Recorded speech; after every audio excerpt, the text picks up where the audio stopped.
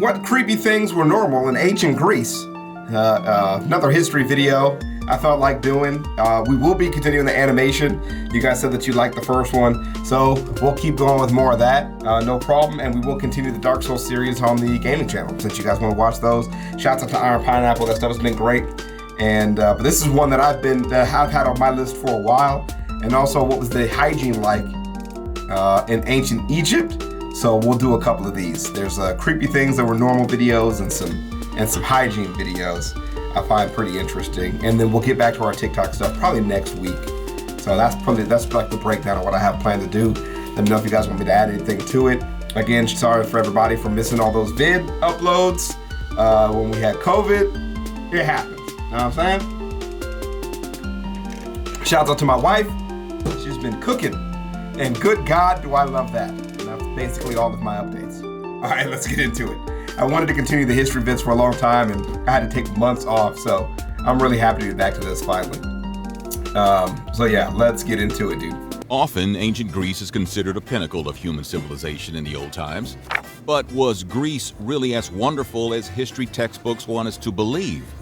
In reality, Greek cities were filthy. Their rituals were often no better than to be described as barbaric. And old Greek men would trade roosters for the innocence of vulnerable people. And that is not a euphemism. But today on Nutty History, we bring you the most creepy and disgusting facts about ancient Greece and its society.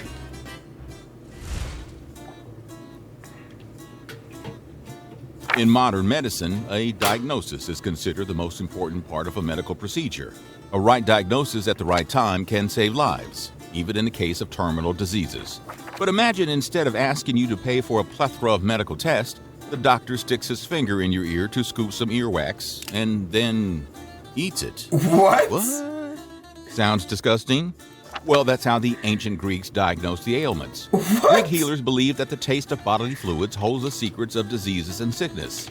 And please, doctor, do not ask for a stool sample because that ain't gonna happen. This creepy and repulsive method of diagnosis was a practice created by Hippocrates.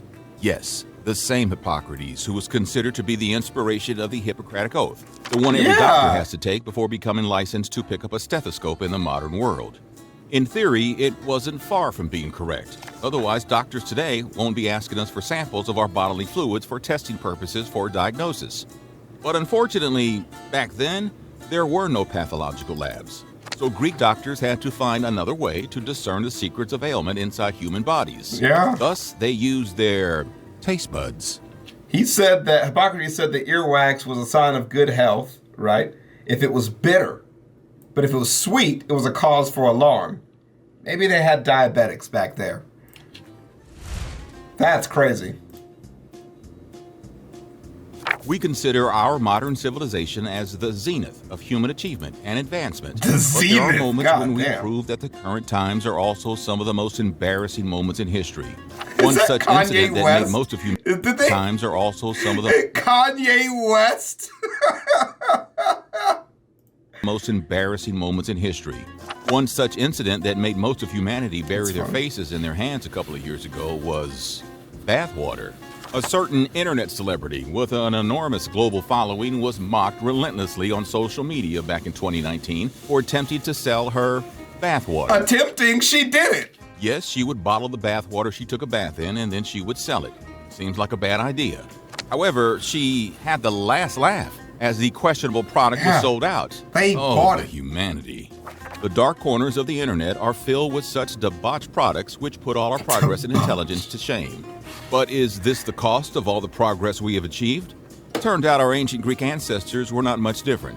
Back in those days, the only celebrities in Greece were Olympic athletes. Oh, now you're before talking about the competing, sweat. Greek athletes would take off all their clothes and cover themselves in oil. That was how they performed. Whether they were running or wrestling, Greek athletes would do it naked.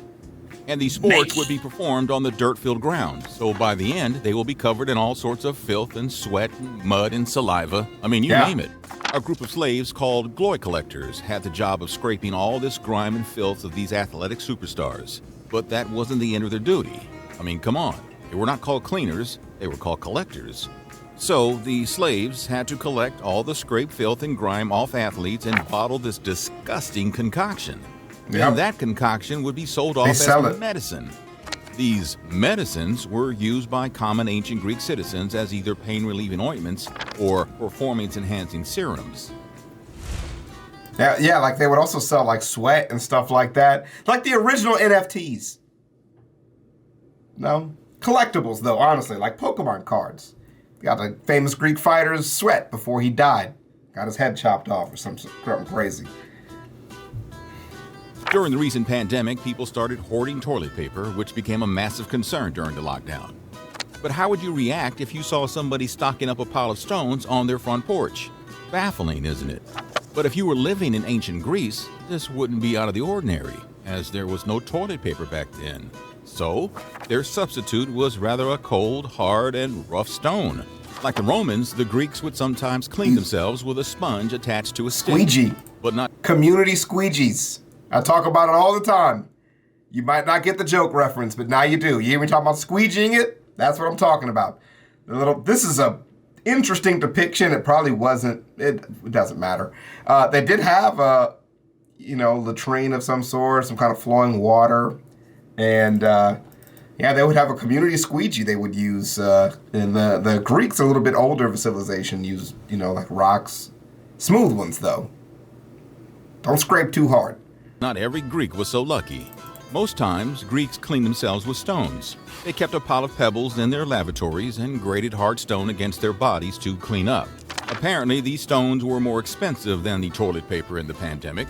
The Greeks had a saying to encourage a little frugality in the bathroom. 3 stones are enough to wipe. Ouch. But sometimes they would also get a little creative. To take out their anger on a certain someone who they might consider an enemy, they take broken shards of ceramic pots, etch the name of their foes on it, and then scrape their dirty butts with them. Mm-hmm. So now you know where the saying, "kiss my rear," came from.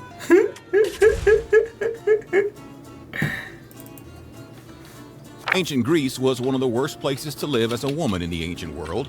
While women in ancient India, Egypt, and early Mesopotamia enjoyed equal rights and social status, most of the Greek city-states treated them as the lowest form of human life, right next to slaves. The Greeks believed that women had a unique susceptibility to the impure.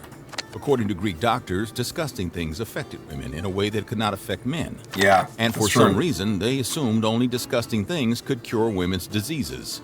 A woman suffering from a discharge, for example, would have to drink a mix of roast mule excrement and wine as medicine. The treatment of miscarriage involved putting cow dung on the woman. They had a weird belief that a woman's womb could move around the body, and that would cause the miscarriage. Yeah. So, by applying smelly dung, they hoped they could force the womb to run away from it and return to its designated position in the body. They also believed that sneezing was an effective method of contraception. The Greek physician Cyrannus argued that if a woman got pregnant, it was entirely her own fault. If Cyrannus was alive today, he would do great in politics. His idea for contraception was as ridiculous as his understanding of the process of reproduction. He told women that they could just sneeze instead of using contraceptives. After making love, Cyrannus told women that they just needed to squat, sneeze, and rinse to not get pregnant. He also suggested rubbing honey or cedar resin on your genitals before making love, which, if nothing else, probably discouraged people from having funny business time in the first place. Wow. That's tough. That's a tough one. Rubbing the life of ancient Greek women bits on your sticky bits. History's weird. It was miserable even without medical troubles. In fact, at home, it was worse. The average age for ancient Greek women to get married was 12 to 14. Can you even call them women at that age? He's not holding back. Now, you may be wondering what was so creepy about girls in an ancient society getting married at a young age. I mean, it was pretty common in almost every ancient civilization to have people... No, we're not. Nobody's wondering that. We all understand why it is. You're not talking to anyone with that. People marrying in their teen years, or sometimes even younger. Well, here's a shocker. The men these Greek girls were getting married to were at least 30 years old. We know! What? I hate you that you did that. Please stop. That was so goofy. Parades, carnivals, and Mardi Gras are a great way to celebrate as a city together. I got to stop paying attention. Greeks in ancient times liked to throw a party too. For them, it wasn't just some usual party. It was a party for the god of parties himself, Dionysus. Dionysus, so my how guy. did they please the god of parties, wine, and fertility? Phalluses. Lots and lots of phalluses. Once a year, the roads of Athens would be alive with huge, long phallic figures and floats. Men and women would march down the streets, holding gigantic phalli, proudly above their heads as a tribute to their god. Dionysus's followers would get drunk out of their minds and lead a phallic procession to the temple, singing songs about male genitalia and yelling rude jokes at people as they went by. According to Aristotle, phallic processions were the birthplace of comedic theater. He claimed that people adapted the jokes they yelled during the parades into full-stage plays. That's awesome. Now, if That's Aristotle's actually really right, awesome. all comedy began with Greeks carrying gigantic cartoon manhood. So, what do you think? Maybe. Did we miss? Maybe that part. That was a pretty good, funny list. I didn't know it was so hacky, but I don't mind it. It was pretty funny. I kind of actually enjoy it. We're going to get rolling to the next one. I want to do the hygiene videos because it's COVID appropriate.